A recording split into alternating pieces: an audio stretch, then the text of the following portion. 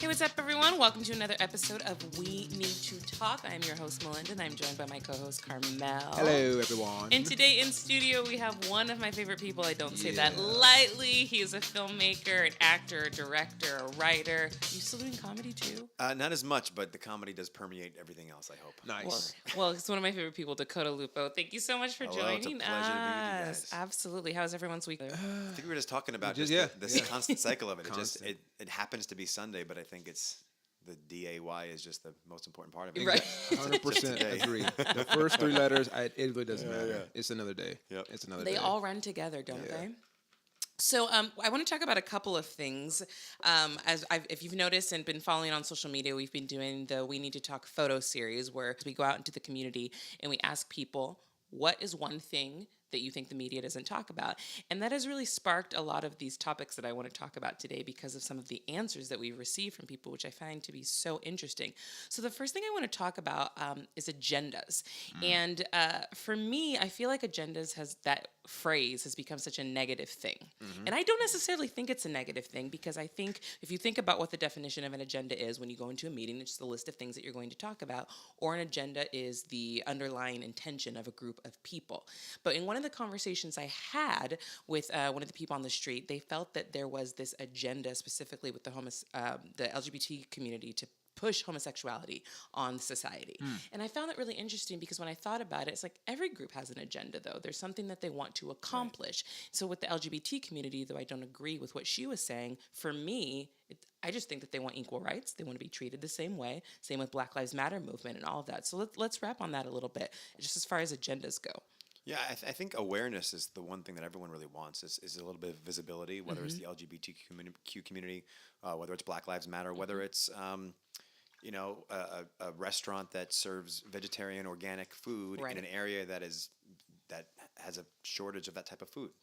So for them to get awareness on what they're pushing for, I think awareness is one thing, but when you're looking for awareness, I think there's a bit more of a sense of that you seem to be a little more open and honest and carefree about the other person. You're more feeling strongly about what you're saying. But I think the word agenda is where the tiptoe happens, because it almost seems like agenda, maybe the way that we've associated it, is an idea or a passion that you want others to feel, as opposed to standing for something and just doing what you can do to speak about it, hope for awareness, work for awareness, but not have someone have to agree or listen or accept your advocacy. Right. Yeah, because I think when you say like the definition, it's the underlying part that's the issue. Yeah. I think a lot of people don't know what the underlying part is. Like they can see on the surface what you're talking about, what you're doing, but like, why are you really bringing this up? Why are you really telling me this? Why are you really running for this? Why are you really pushing that?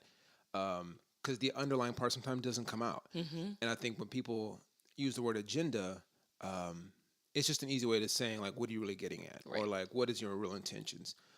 With her statement in the LGBT community, I think it's because they're so visible.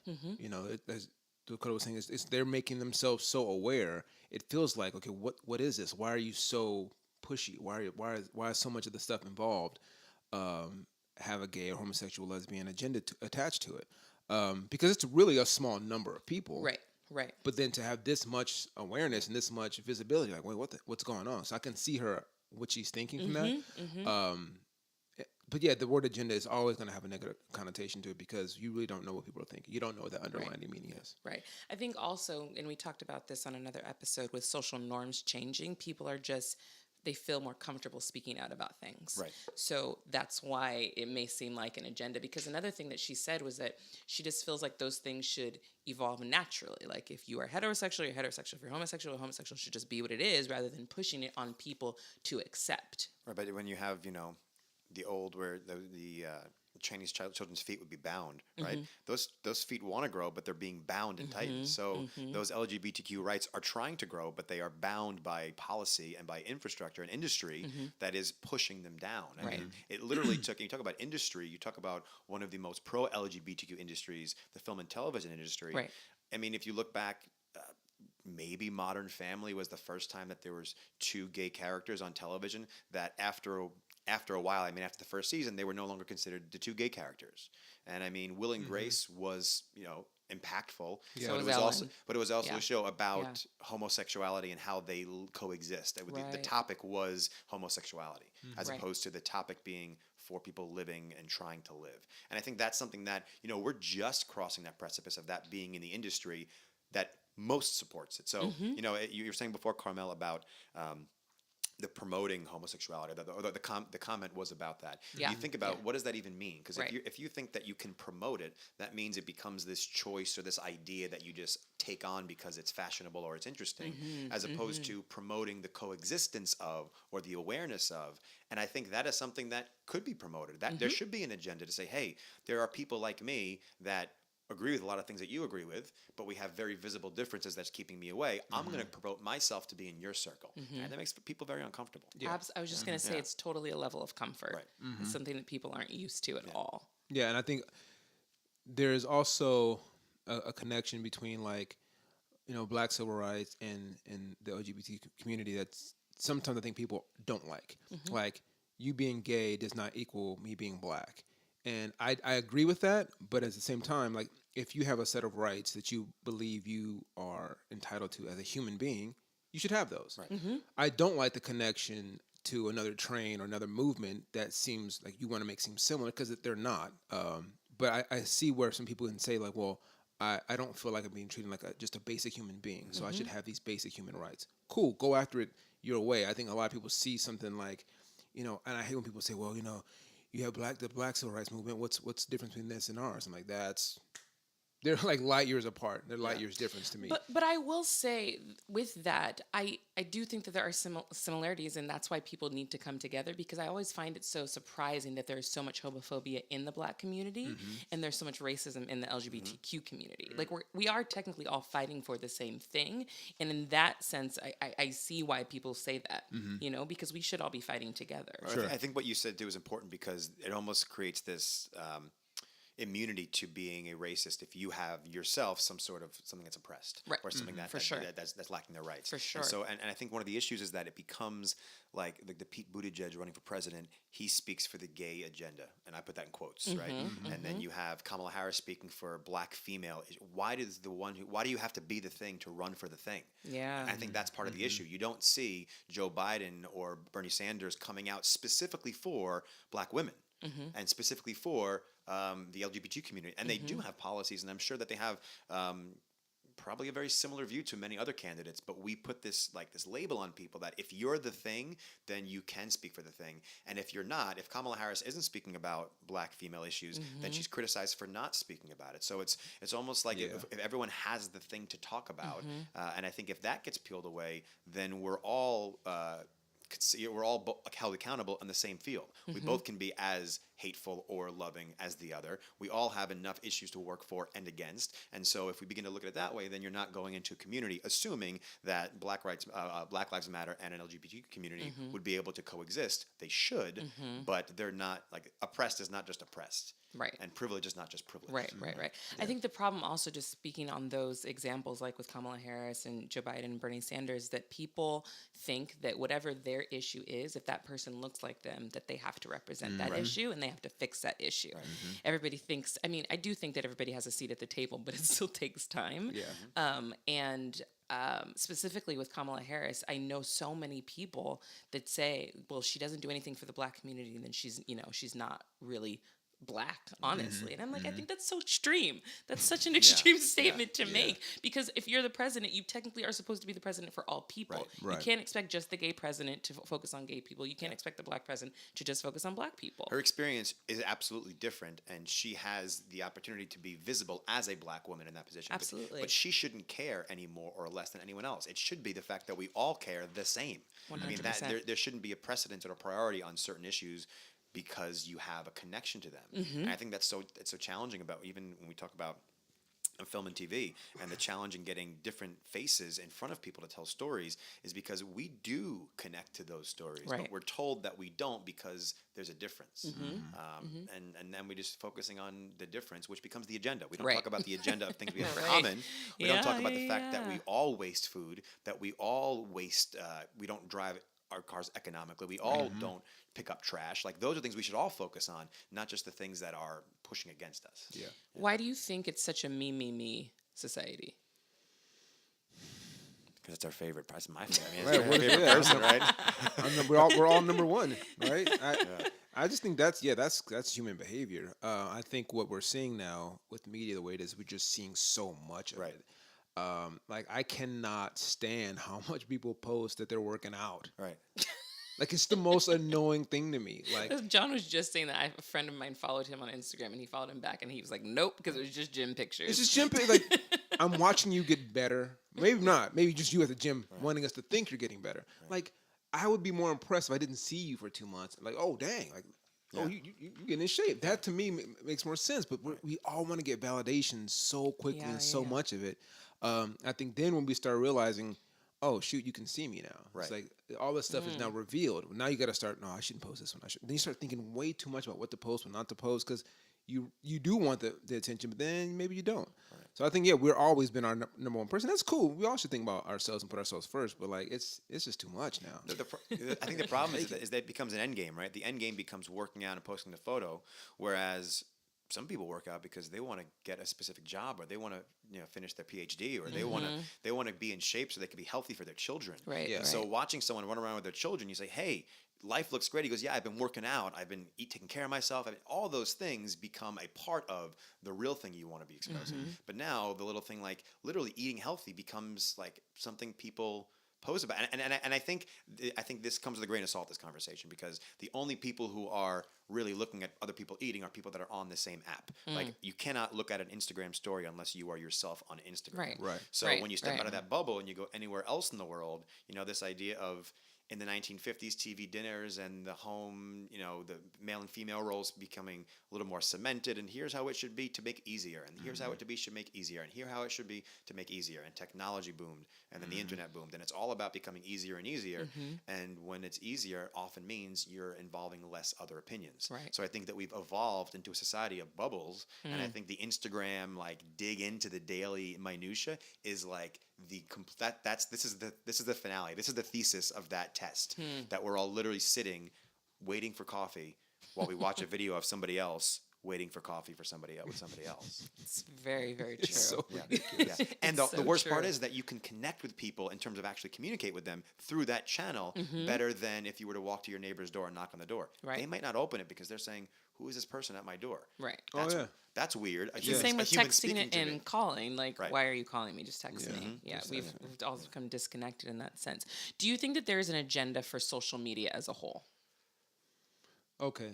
All right. Yeah. So critical thought here. Oh, So well, here we go with the critical thought. I say he's a conspiracy theorist. He's like, no, I'm a critical thinker. That's good. Yeah. so when you say agenda, for who? Because like, are we talking about, does Facebook, Instagram have an agenda, or okay, yeah. So an underlying And what is the meaning underlying that- intention okay, of social media?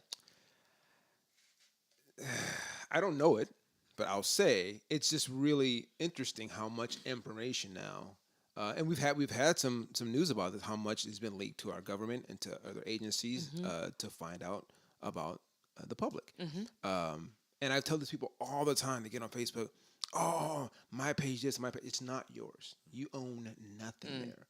That is not your page. You are on a private server. This is Facebook's, this is Instagram's. They own everything. So don't get on and thinking you can just say what you want, do what you want, because you don't own that.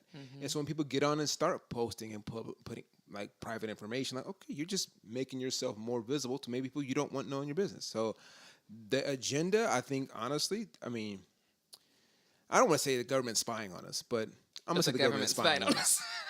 But I mean, to what avail? Because I mean, really, how good is all this data that they've been mining? I mean, those who worked as a pollster for the Clinton campaign, and even for the Trump campaign, neither one of them did that well in terms of their data. Right. So our data, we're collecting data, and we're able to, if you Google a watch and you look up a specific watch, and then a week later you find an ad for that watch, well, That's kind of helpful. The ad finds you. The ad finds you, right? Yeah. So and I think that then we tie that to, well, if that must be, then Mark Zuckerberg must be an overlord. And I think it creates this this conspiracy. And it's funny you mentioned that the idea of a conspiracy is I don't think they're that talented nor conspiratorial enough to be able, if you look at any conspiracy theory, it takes a lot of organization. Right. It takes a lot of trust. It takes a lot of wherewithal that I don't think we have. We can't even get medication to seniors at a affordable level that they shouldn't even have to pay in the first place. And you think that we're taking their data, so what? So the Walmart family can get a little, it almost makes this get the money narrative that we've played through media, something that we've now applied to these people who, Mark Zuckerberg started out of his college dorm. I don't care who he is now. He started this journey as that guy. And so part of him is still that guy. Right. And not to judge young white men in dorm rooms, but usually by the time you're 3, 4, 5, 6, 10 years later, you're a different person. Right. But with similar ideals. So, and you can't judge these things in a way that there's this. But I will say, like you said, we struggle with getting affordable medication for elderly. Maybe that's not a problem. Maybe it's intentional. Because that's why I look at it. Okay. It would make sense for older folks to not have, but it's a business. The whole pharmaceutical industry is a huge business. Right. I don't think they want old folks to have affordable health care. I don't think they want any of us to. And that I agree with. Yeah. But I think that they're individual actors, and I think Purdue Pharma is the one that's in the court case right now, which has been negligent about opioid overdoses. Right. And there's evidence to prove that. So I think that's something that's important. But I think, and Karmel, you're right, that there is a business sense that goes against our own well-being. But when it comes to the government's involvement in using those as tools to control us, if they can't even control themselves. So I think it's literally, what are they controlling of us? And I think that we too often think of rights as something that we're given and freedom as something that we're given by this Constitution. No, you have the right, I have the right to touch my nose right now. You don't have to write it down. We all know that, right? The freedom of speech, we should just be able to have that. Yeah. So it's not necessarily, our defense against some sort of offensive shouldn't be the standard. The standard should be, we're good. And so I think that, we have a sense of freedom that we tend to lose in our society, in our phones, in our city, in our state, in our coast. But I think the fortune of having traveled myself, and that's something that we don't do enough in this country, is going somewhere else and not mattering. And your infrastructures don't exist. Right. And those effects of conspiracy, which you're thinking, you don't feel them because you're in a different world with different conspiracies and different weight and different economies. So I think that goes back to the me thing. How self-centered to think that there's an entire world just to make sure that you click on a thing. That's really not the meaning of life, I don't think. But I think that social media has really made those conspiracy theories and conspiracy theorists evolve a little bit more. Because yes, you talk about, I need a Dyson air purifier, and then that's all you see for a whole week is ads for Dyson air purifiers. When you talk about it, that's when that first happened, that freaked me the hell out. But I know how to fix it. Okay. I would like to share a little gem with you all. Yes. Just turn Folks, your listen up. microphone off. There you go. Well, see, in your app. I am of the I really, there's a part of me, and I think the young man who really liked conspiracy movies growing up is thinking they are listening to you. I want to believe that, but I read an article and it was somebody speaking about how this crazy thing happened, that she got these ads for, I forgot what the item was, but we have, I think people think I spoke it now, so it pops up now. Right. You have been creating a lineage of data since you began clicking on the internet, and I'm putting it all in quotes. But as you begin to put that through, there's a lot of information out there. And even by process of elimination, even who you connect with, the fact that you're in the same geographical location as your friend, when you talk about Dyson vacuums and then you leave, well, if they've been researching Dyson vacuums and you were in the same place and you're both in each other's contacts, that's all linked up, so it's not so surprising. True. And at the end of the day, if you want a Dyson vacuum and there's a good deal that pops up, well, can't complain. Every now and again, I get a good deal on those ads. I love that. All right, I want to shift gears a little bit, and I want to talk about another thing that is evolving and rising is liberal extremism. And I'm using that term because I've noticed recently, and I've seen quite a few polls, because we have about 38 candidates for running for the Democratic nomination. But I've noticed that a lot of people are still of the mindset that if my candidate doesn't get the nomination, I'm not going to vote for whoever is in that place. And I find it very troubling. I find it very problematic. And it's concerning to me that we haven't learned anything in the last 3 years, and that people are honestly voting against their own self-interest in a sense. So let's wrap on that a little bit. So I think I know, for one, I know a lot of our listeners are going to want to know what any of that means, because I've gotten that before. Like, I don't know when you guys start talking politics, I get lost. So to dumb it down a little bit, for lack of a better word, like when we talk about liberalism, period, what do you both consider that to be? I would say in terms of it's hard because my personal opinion may be different than what I really think, which is based upon our social, and this is a worldview of the right and the left, and there being conservative and liberalism. So I feel like for me, I am more inclined to go on that defined view of social economic liberalism on one side, or social liberalism on one side, social conservatism on the other side, and then economic liberalism and economic. Right. So I think those two issues are a little separate for me. But for the most part, I would say for people, liberals are usually ones that make them feel freer, and conservatism is feeling a little bit more trapped in. I would say that's the social imprint that I ride with, because I think when you do have an opinion on it, you're still dealing with other people's definitions of it, which makes this conversation even challenging, because what do you define it as, which makes what I'm speaking one way or the inverse. Right. I used to think that liberals were for everyone and conservatives were more me. But now I've noticed that the attempt to be inclusive has started to become exclusive. And I think that that's what my issue with liberal extremism is. Say that one more time. The intent to be inclusive has actually become exclusive. Right. And that's what my issue is. Yeah, so I think it's hard, because when people start looking, again, we talked about, seeing a person that looks like me, that hopefully will address the topics, agendas, and issues that affect me, and seeing someone that doesn't, that's almost the opposite, why would I vote for them? Even if it's a party that's supposed to support me or protect me or help me. If they see a Kamala Harris, and that's what I want, and she doesn't get it, I'm not going to vote for Bernie Sanders. Right. Which is insane. Which is insane. Right. I think you even said it in a text earlier. You said, what was it? They said they'll vote for their candidate or bust. Yes. Like the 2016 is an example of bust. 100%. Like they got bust for president. Yeah. And I think that's and Wow. I think one of the issues is that like there's 20 legitimate Democratic candidates, and everyone is talking about why each candidate wouldn't be able to do the job. They're all incredibly qualified. I mean, think about them individually over the past 10 years. Right. They've all popped up in certain moments, and you go, this person can be something. And they're all well qualified. Right. And I think the sad part is that we've come into a culture of it's easier to hate, it's easier to be angry, it's much easier to be against. And voting is for something. It's the small thing you have that is for something. And I think it is quite a privilege to be in a society where you can hate on things so much, because other places in the world, there's no, like, you understand your power to vote, so you would never not vote. Right. And so Right. I think we've become so privileged as a society that, we have a reality TV president. It has skewed people's view of what the office is. People are getting more politically engaged, but politically engaged by whom?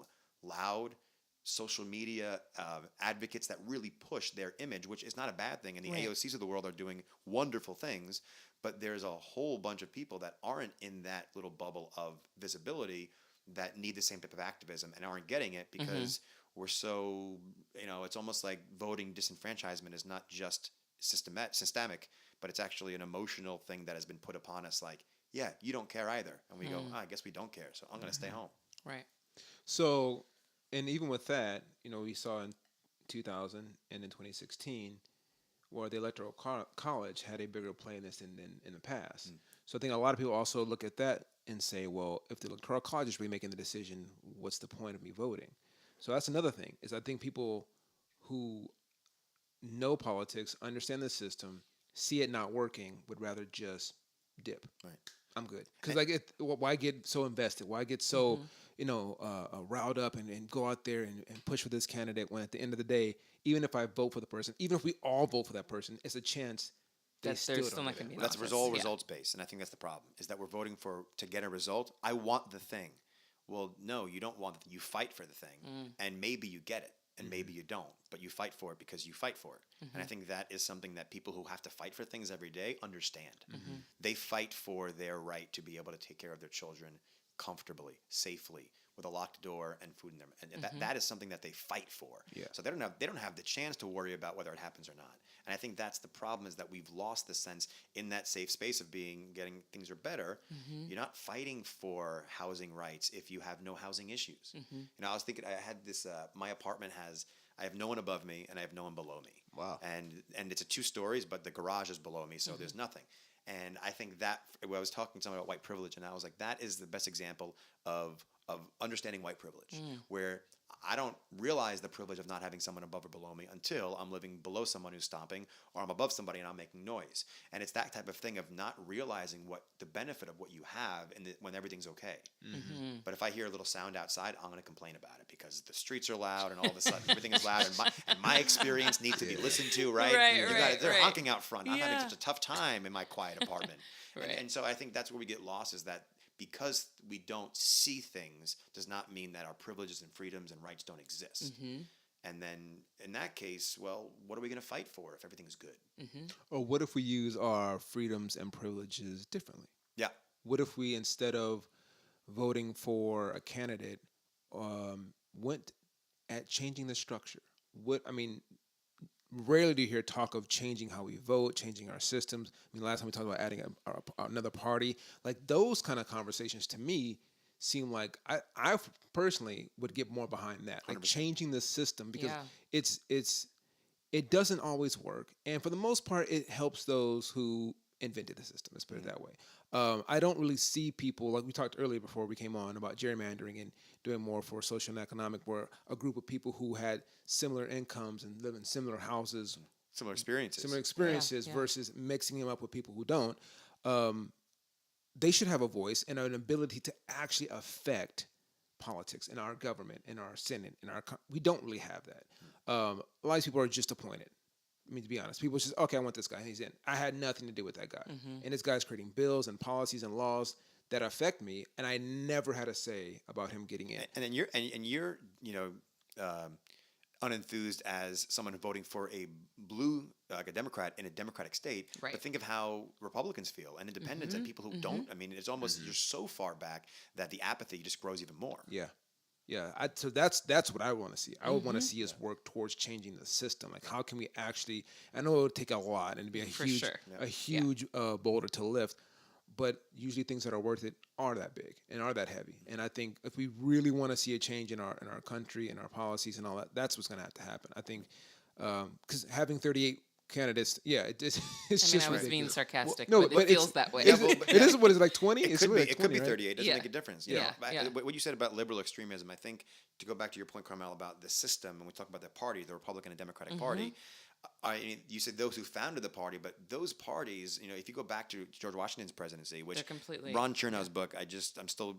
It's the longest book ever, but Ron Chernow's Washington, it's incredible, and you have to read it so many times to really get it. But his story is incredible, and the fact his emphasis on and plea to not have political parties, to not move forward in that way, was specifically for why we're living today. And I think the phrase liberal extremism has come about is because those in the safe Democratic Party, which is most of it, and those in the safe Republican Party, which is most of it, are afraid of, and I'll use the AOCs, not like they're all like her, but she is a loud voice. A loud voice on the left. And what do you call somebody who is more blank than you, but too far? An extremist. And extremist, when we talk about Islamic fundamentalism and Islamic extremism, is to vilify those people. And so the same way, I think that it's what you said, Karmel, it's the establishment, it's that system that is beginning to vilify liberal extremism. If you can't pay for Medicare for all, if you can't pay for free public college, if you can't pay for that, well, then let's learn that we can't pay for that, as opposed to like healthcare it doesn't matter how much it costs. If it costs everything, then that's what it costs. Right. But there's a certain right that comes with it, that's this idea of the fight or the result. And I'm with you. To break those political parties would be great, but I think what's going to happen is they're going to implode. And if the Trump campaign and presidency shows us anything, is that you can win from the fringe. You can win as an extreme voice. And I don't think that's a negative thing. I think that's been a positive thing to see somebody with no background, but he did things the right way. He just used the wrong cue cards. I love that. He used the wrong cue cards. Do you think that we are fighting for too much at once? Never. No, I want it all. Yeah, I I agree. want it all. Yeah. Yeah, I think we're not fighting together. That's the issue. Mm-hmm. Yeah. Because there is a lot to go for, but if we're all together going for it, um, I it's easier. I think it feels like a lot because there's so many these splintered groups trying to do all these different Right, things, and right. and then like we're tangential to some of them, and I'm kind of with this person, but I'm really with this. So it's just this weird, like it's not level. Right, but the reason I ask is because do you think that at some point something is going to suffer because we're fighting for this, we're fighting for this, Things we're are fighting already for suffering. that. Well, you know what I Yeah. mean. No, but I think it's important. You- Though. Things you are know, already suffering, yeah. and they will always suffer. Yeah. I think and that's the part of we have to realize is that we're not fighting for us and our generation. We're fighting for a future. Mm-hmm. That's it. I mean, World War II was fought for us and our parents' generation. Right. And we are the example Mm-hmm. living for that. They don't get to experience that. They're long gone. Most of them the days that they even got there. So I think there's, to think of what we're fighting for is a future of which we might not partake in the entire thing. So I think that there's are we fighting for two? I think as three people in Los Angeles who are creative, and Los Angeles is a city of doing a lot of things. Yeah. We say not enough, but there are people that say no. This one thing is super important, and like you said, Karmel, our biggest issue is disorganization. Yeah. And what is the system's best trait? Organization. And it reminds me of, I don't know where you guys grew up, but where I grew up, if someone has, the phrase having back, like mess with them, they got back, right? And back is when you have a tussle in the schoolyard and that person comes back with 20 people, right? Yeah. They got back.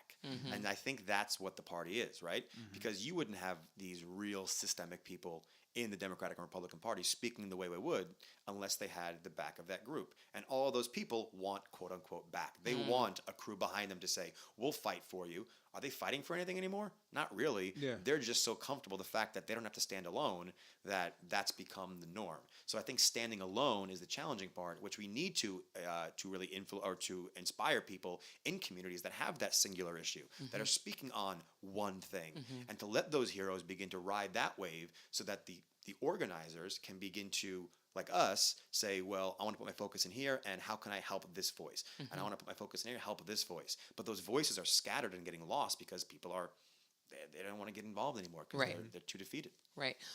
What would you say to someone that 80% is for this person, 10% for another person, 5% for another person, but the 5% person is the one that gets the candidacy? And they're kind of on the I think in this year, I saw Adam Schiff on Bill Maher last night, and he said any grown adult for president 2020, right? And it's funny. I mean, it's true. But It's in true. terms of comparing, I mean, you could take the worst Democratic candidate and place them in office, and I feel like we'd be in a better place. 100%. So will it be the best option? Maybe not. Yeah. Possibly not. Probably not. Could it be a great option compared to where we are now for that job to go better? It is an upgrade 100%. for sure. So why do you think people think that if it's not their candidate, it's still, whatever, Trump's going to be president again? Like, I can't get behind that thinking of that process. I think it just goes back to, again, seeing someone you can relate to. And I think it also is just people are tired. They're tired. Right. They've seen a lot of stuff that has built their hopes up, got them excited, and then just not delivered. Right. So they're like, okay, how many times do I get behind someone? Even people who look like them, who say, yeah, we're going to do this, we're going to get that, and they vote and they get in, and because I have so many buddies who like, Obama did nothing for black people.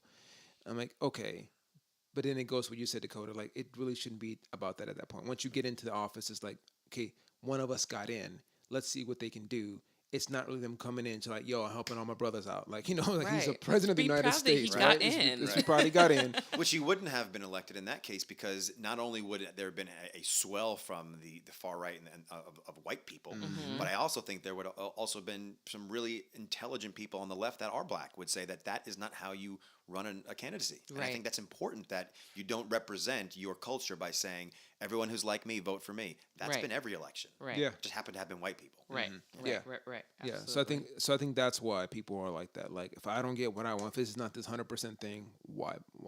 I don't have the time and energy anymore to do that. And I think there's we have to also understand how we listen to we don't know government, and I say we as a culture, we don't know Right. government, we don't know Right. politics. Most people don't know their congressman, For sure. and that congressman is winning 75-80% of the district. How is it possible that an incumbent, when there's a few people running, or even a general election when you have two people of the same party in both Republican and Democratic districts. How is it that that incumbent always wins? Because there's a system in place. People don't know, so they go, what's easy? They've been there before. I mean, that's the political party of everyone is.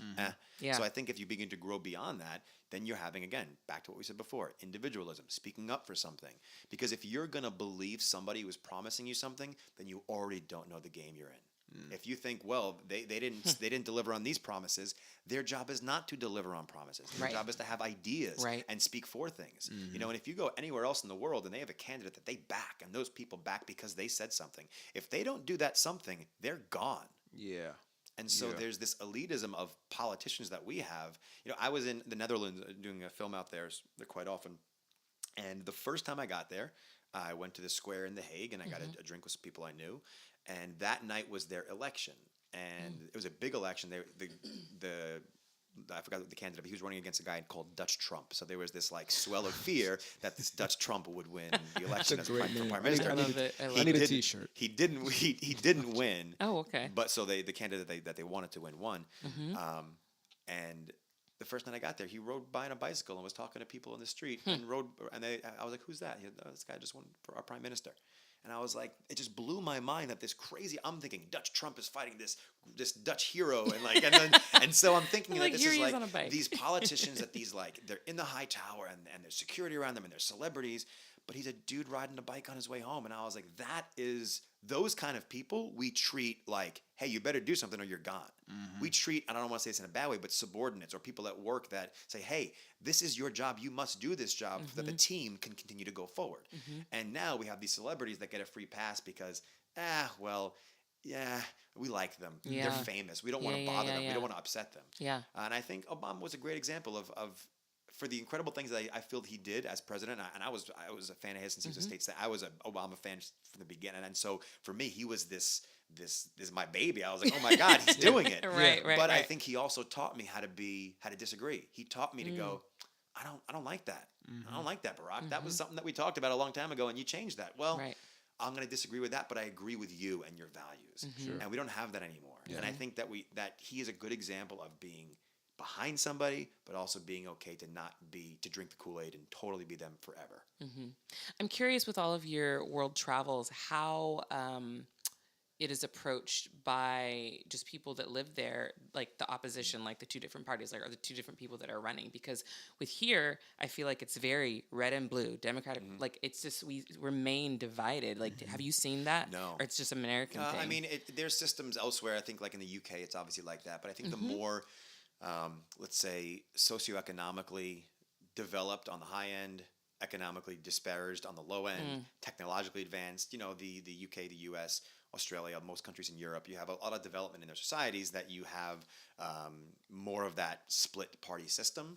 I think in places I've gone to that are in East Asia and Africa, they're focused on local politics. They're focused on local communities. They're at a point, I think that we, with like millennials and Gen X and Gen Z and baby boomers, we forget that those generations are just based upon similar culture. Once the tech boom happened, we're all in different generations. Right. So I think a lot of the world is still at the point where my village, your village, my community, your community, my town, your town, what are we discussing? They're talking about politics that we discussed in the 1800s. We organized fast as a country, and technology and the Industrial Revolution and technology has made us grow even faster. And there are people that are still farming their own food and dealing with their own. So their issues are so much more real and so much more pragmatic because it affects them. Right. We don't think about food. We don't think about where we get our food. I'm going to drive home, and I could stop by maybe 300 places within a 20-minute drive. And that's where the privilege comes in. And that's privilege. Yep. And I don't think about that. And then my favorite restaurant closes, and I want to complain. I want to yell at somebody. You didn't bring my honey mustard. Right. You're not a human. I mean, and then you begin to get in this cycle of where our society is. So I think the furthest I've been off the map has been on small little island villages in the Philippines and small rural villages in Kenya. And like those real, like away for like 3 hours, 4 hours from an ATM machine. That's when it's real nice and quiet. And in all those experiences, they are the same. And when you're in that place, you feel as most a part of them. There is a community to it. And I think that we have gone, it's people, it's needs, It's extra and then excess. And we are so past excess. And the unfortunate part is that people that are still at people and have food security issues and have family issues and health issues, they're stuck in the excess world. So they're not heard. And I think that's the biggest difference, is that, I'm doing incredible stories from around the world. And then I look and I go, this is happening here. It's happening here. And it's really hard to get that voice heard. Right. Because the Instagram storyers aren't doing Instagram stories of the homeless population. Yeah. Right. To me, that's why I'm always pushing when it comes to politics. We'll have all these discussions. It's like, let's take care of home first. Like your local issues, I think those are tangible to me right now. I think that's where people should start practicing and learning about politics the most. Whether it's your school board, your mayor, stuff, whatever that's local and it's touching you now.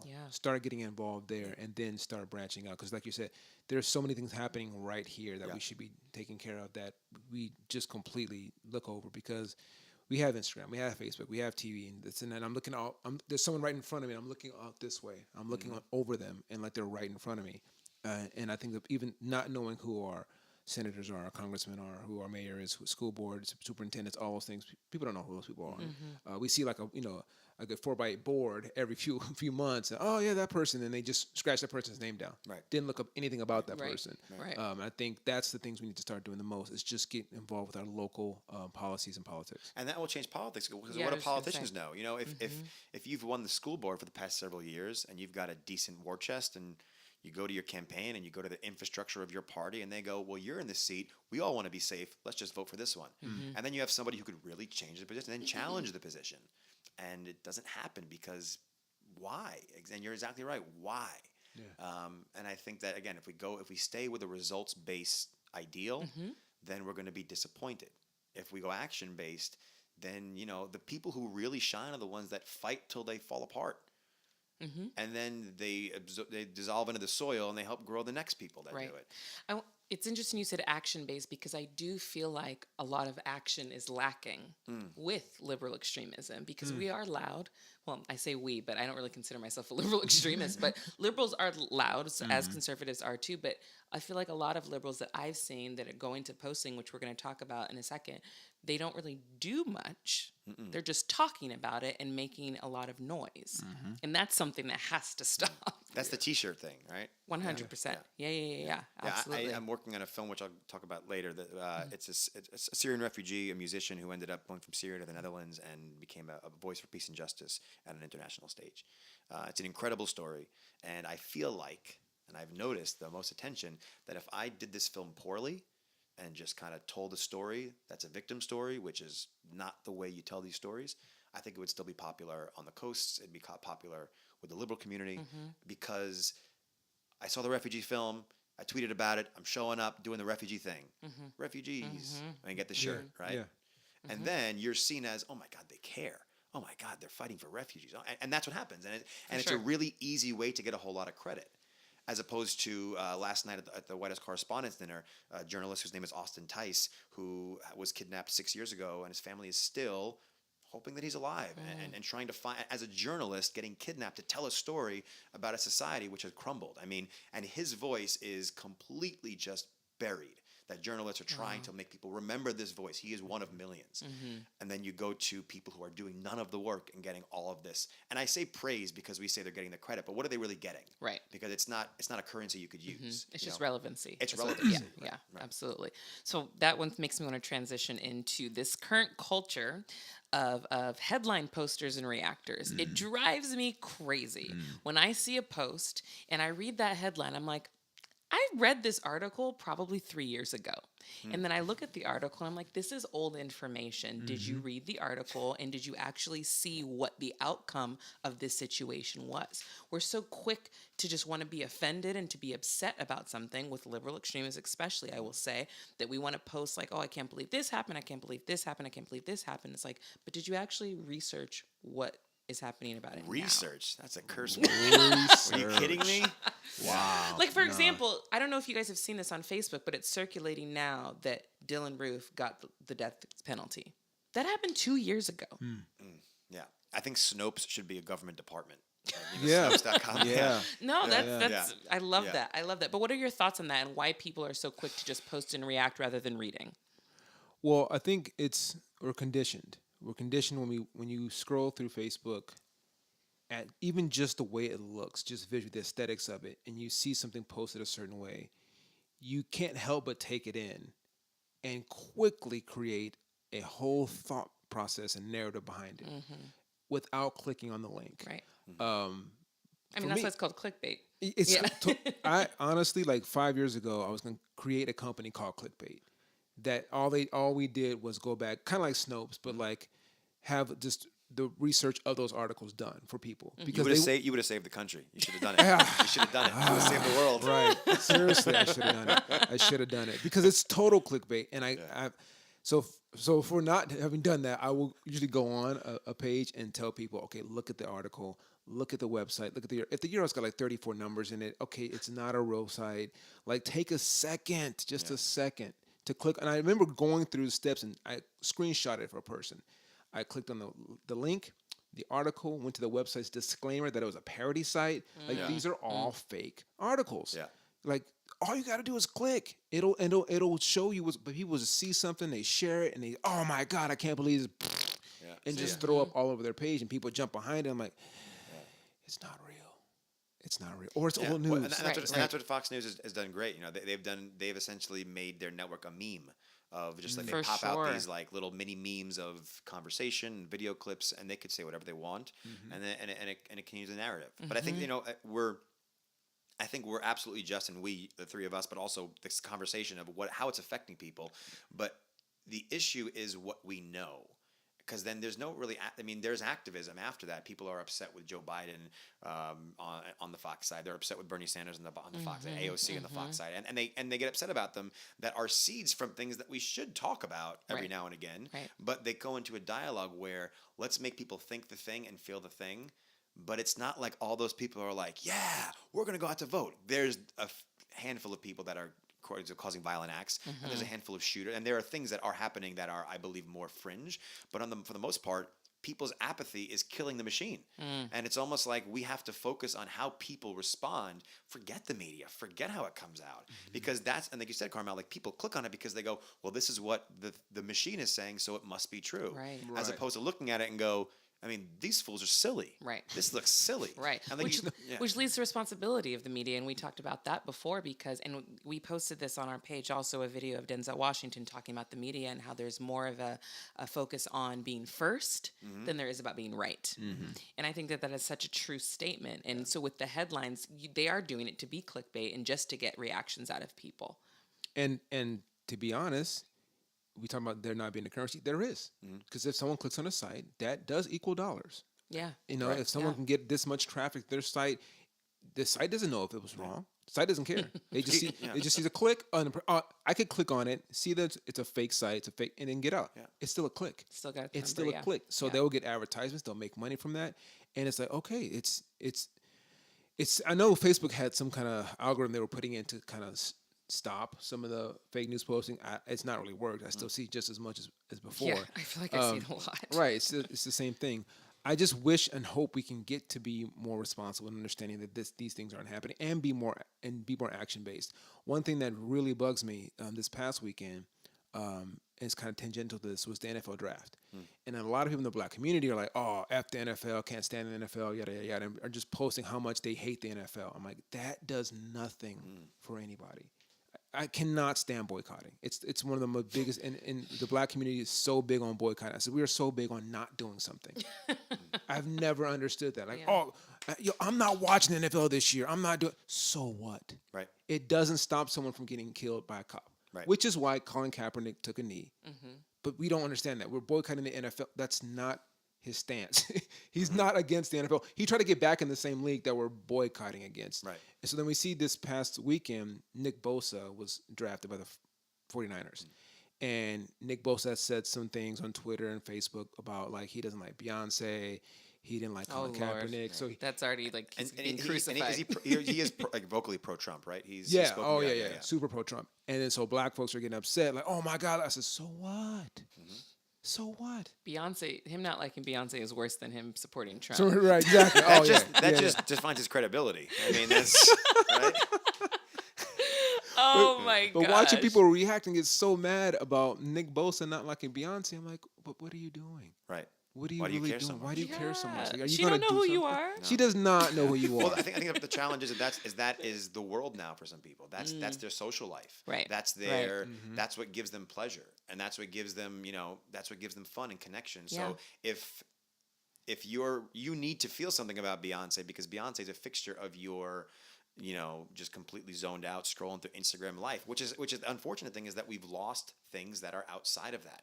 And we're talking as people who can kind of filter that. So we're at this point we say it is possible to filter the information. It is possible to read a site, and when it's called like thosestinkingliberals.com / then you go, okay, maybe this is not a legitimate news site. Right. But right. the thing is that we need to, when we said about before, focusing on the next generation, we need to educate children on self-identity in social media. We have to, this system, we're not going to stop this train.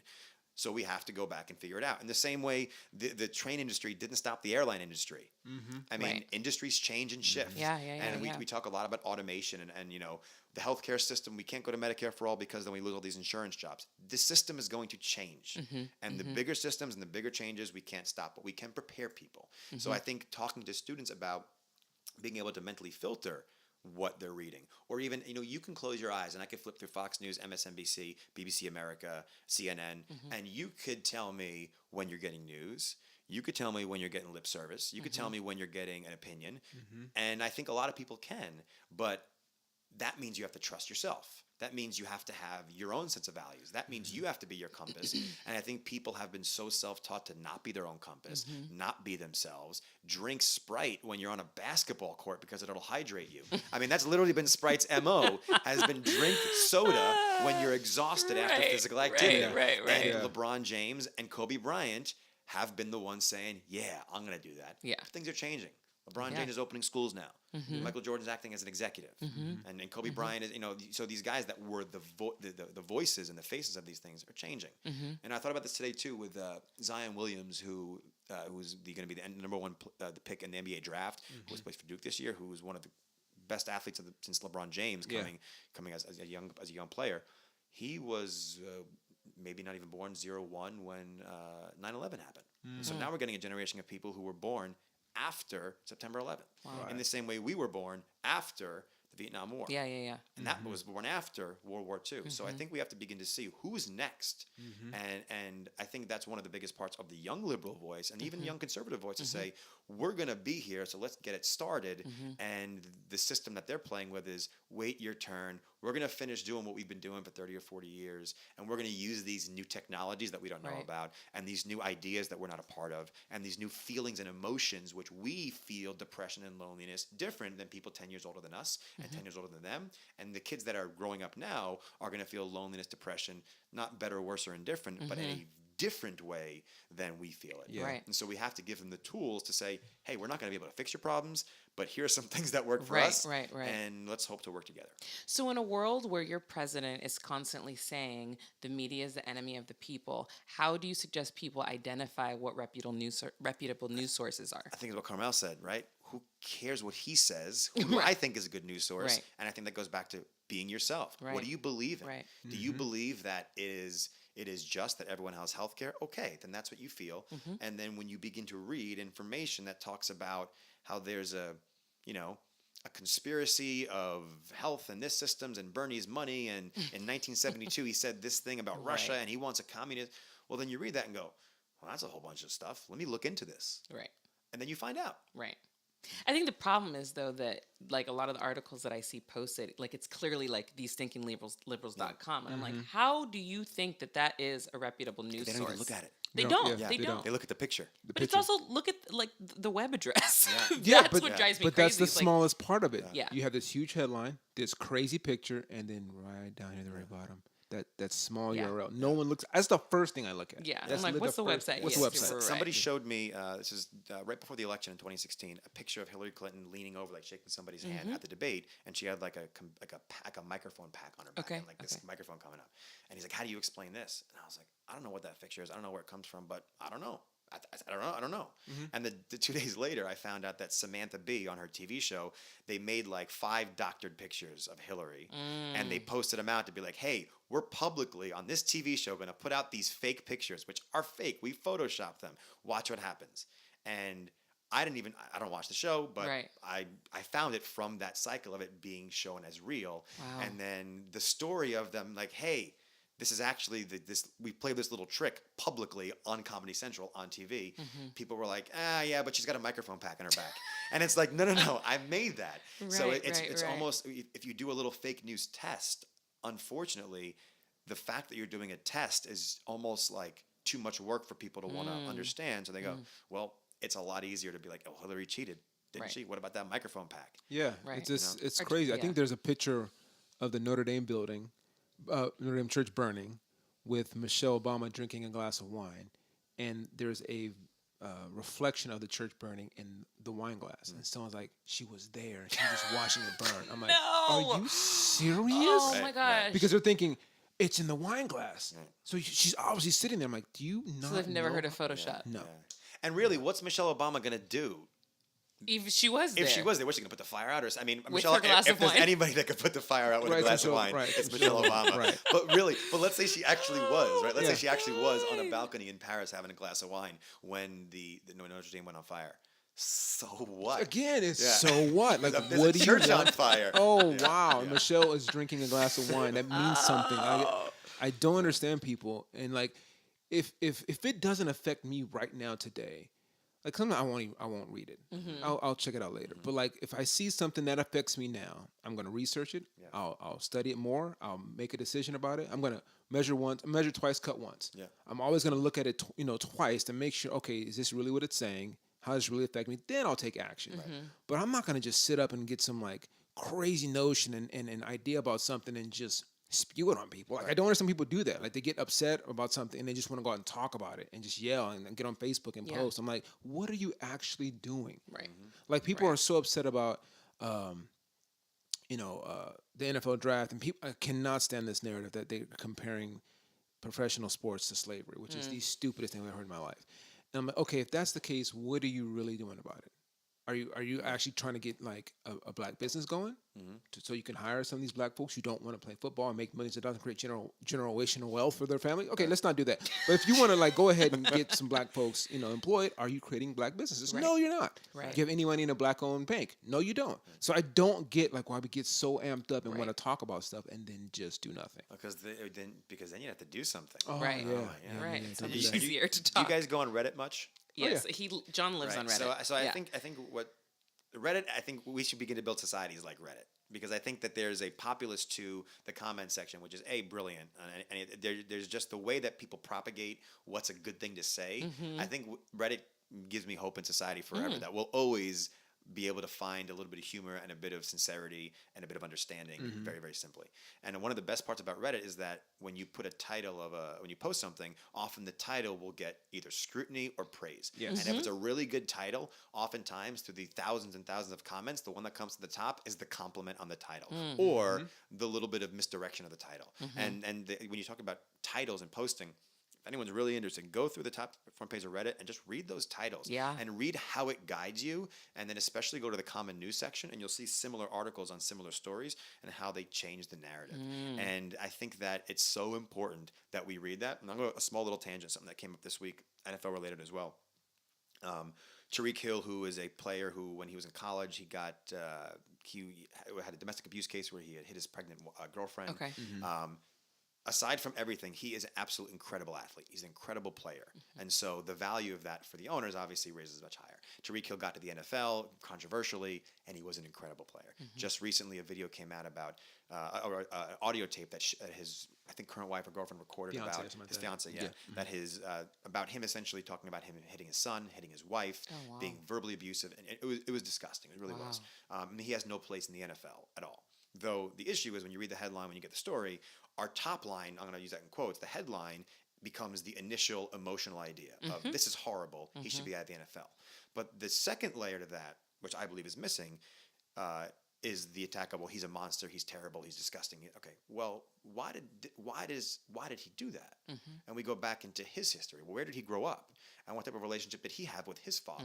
And why was his father and his family in a circumstance of which they were in, where they felt the need to act like that based upon what systems? And you begin to go back and you go, wait a second, when you begin to create a stratification of culture, of race, well, a young black man might feel inclined to act a specific way based upon a system that put him there. And so I think and that's the same thing for school shooters. I mean, especially in Parkland, though, the right is trying to vilify this kid as a monster, and this kid is a terrible person, and they want to just vilify him so we can get away from the fact that we can take machine guns to the mall. Right. But I think they do that because if you really think about it, the day before he shot up that school, he was a depressed, sad, lonely, confused boy who the next day, the best idea he had was to shoot up a school. That boy deserves a hug. That boy deserves a conversation. That boy deserves to be looked at. And I think the problem is that we're not getting anywhere because we read the top line, actually, and then we get the top line of the story and go, Tariq Hill's a monster. This kid's a monster.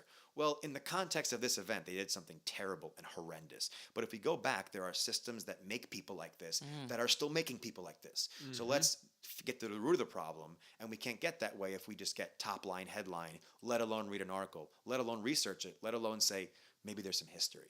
So we're almost like step 1 we can't even get, and there's a step 10 that is imperative. Yeah, too much Love work. that. It's too much work. Absolutely. It's way too much work for people. It is. It's just like, well, nah, it's all right. It's crack my beer open, watch the game. And when the Tyreek Hill thing came out, I was thinking the same thing. Like, yeah, it is horrendous, and I felt nauseous when I heard it. But then I thought, okay, this is twice. Yeah, aggressively, he's repeating this. And you hear him talking, you're like, okay, there's something inside that young man that caused this that we're not looking at. And the way you just said right now is so perfect. Like, we're not looking at the system that created Tariq Hill. We're looking at Tariq Hill. Oh, he hit his kid. Okay, bam, he's out. Yeah. Okay, cool. You're not going to do anything about it after that. Yeah, and I think the problem is that I was taught in school is that the Civil War ended, and the Civil Rights movement ended-ish. Yeah, quotes. Like, right? There was dates of like, when there's sentiments don't change, emotions don't change. Like an emotional history of the United States is a lot different. When you talk about, defending I can't even think of the word, which is fantastic. Confederate. That was one of the best moments of my life. I couldn't think about the Confederacy. Confederate monuments. Like there is, treason is something that we use very effectively now. Treason is a word that is like, you were treason. That was half the country based upon the ideas of people being slaves forever. Yeah. That was the idea. And that doesn't end because they surrendered a war. You don't go, I'm going to give up everything I ever learned and I believed in because we lost this battle. No, you're going to go, all right, I'm going to stop killing you guys because we're losing more people. And so the sentiments don't change. And then and that's where we get. And so I think like understanding history is important to know like timelines, but we don't study people. We don't study, between 1870 and 1920, what was going on in the country. Yeah. Right. Yeah. So if you both had one call to action for our listeners, what would it be? Okay. Turn off your phone. Take a break. Like, our phones we're so attached to our phones, it's impossible not to have them. I get that. But there are certain places and times you can just shut it off. Like, I don't take my phone to the gym. But 90% of the people at the gym have their phone. You don't listen to music? No. Oh, you madman. I can't. He's got too many thoughts. Right? Yeah, exactly. I'm focused on the clanking. Sing 'em. Yeah, I nothing. I leave it in the car or leave it usually I just leave it in the car. I don't even want it near me. Wow. Just take a break from your phone, at least an hour a day. Just don't even have it near you. And just see how you feel about yourself. Because I think we're not going to change. I feel like we're not going to change the behavior on Instagram, on Facebook, whatever. But at least we can start changing people's behaviors about their phone. Yeah. And that might start leading to something else. So after you listen to the podcast, turn off your phone. Exactly. And not now. I'm going to say something, guys. Don't turn it off right Dakota, now. what would your call to action be? My call to action is I think LA County is a great county because they say if you elect for it, they send you those little those pre-ballots in the mail. Open that up, go through each name and look them up. look up other Wikipedia, look up some things they've written, look up their Ballotopedia is a great website that talks about their prior elections, how they raised money, and go through every person. Because I think that, even talk about school board, sometimes there's teachers, sometimes there's administrators, sometimes there's parents who sound like the right person. So when it comes to election season, go through every name, spend the time. I did it with my girlfriend. We had a great time. We shared notes. Have a bunch of friends over, and everybody researches somebody and presents it. Let it be a fun event where you go into that poll booth and you know everyone you're not voting for. As important as you love everyone you're voting for. An actual political party. Ballot party. I like that. Yeah, there you go. I love that. All right. So as you guys know, on every episode, we end with a spotlight on a community, organization, or person that we think is doing good in the world. And we asked Dakota to bring something today. So what do you have for us? So I spoke earlier about this film that I've been working on for a while, which has kind of put the trajectory of a lot of projects I've been working on. It's a true story of a man named Amir Shanadi, who is one of the last remaining music teachers in Syria. His school in Syria was kind of a refuge for students. But when the war broke out, he just kind of opened it up for whomever can come because no one could really pay anymore. And his idea of teaching music and offering peace through that music became his MO. So when he fled Syria, now in the Netherlands, he continued that. He's been working as a prominent voice again for peace and justice, working as a music teacher, but also integrating his Dutch students. He has done concert with his Dutch students and his Syrian students, doing a lot of outreach, rebuilding instruments, sending them back to Syria. So he's created a foundation which is called Amir Shanadi Music for Peace, and you can look up amirshanadi.com, AMERSHANATI. If you look on Google, you'll find him. And his Music for Peace tab, the organization which I now sit on the board with, it has three prongs. One of them is creating orchestras of different cultured students. Oftentimes they don't speak the same language, so the only way they can communicate is through music. Wow. So he's done several concerts over the past few years, and it's amazing to see these kids perform for some of the brightest minds in politics and human rights. And these people don't seem like they learn as much from these intelligent PhD-laden speakers than they do with children playing music. So one thing is those concerts. The second part is rebuilding instruments for kids both who cannot afford them in Europe and in Syria. And the third part is reinstating his school in Syria because obviously he can't go back, but he's got a lot of students who are now teachers. So he's putting together to build his school back in Syria and some educational programs there. So Amir Shanadi, Music for Peace. You'll find it on the website, and any dollars are helpful because this program is ongoing all the time. Amazing. Awesome. I love that. Awesome. All right, Dakota, tell our listeners where they can find you.